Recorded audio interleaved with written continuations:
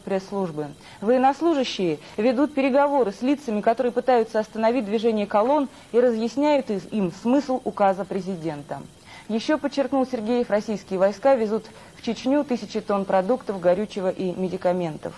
Это официальное сообщение. А вот по данным информационных агентств картина иная.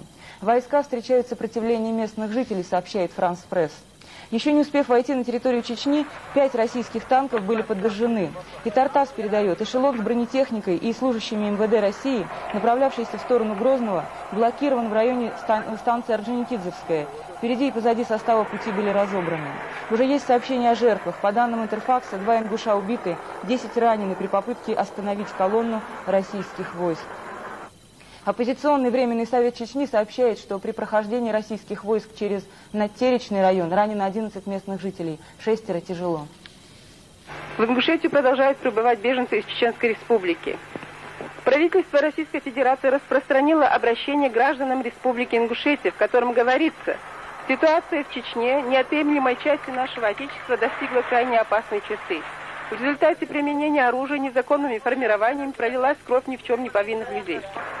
Правительство Российской Федерации, руководствуясь соображением ответственности за жителей Чечни, приняло решение обеспечить республике конституционную законность и правопорядок, оказать экстренную помощь в обеспечении населения всем необходимым, восстановить экономику.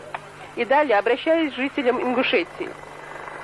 К вам обращается руководство Российской Федерации. Не препятствуйте вводу войск на территории Чеченской Республики, а не выполняйте свой конституционный долг.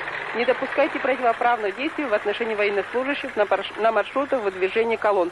Говорится в обращении граждан Республики Ингушетия, подписанном заместителем председателя правительства Российской Федерации Николаем Егоров. Российская армия, взявшая направление на Чеченскую Республику, развертывает боевые действия на территории Ингушской Республики.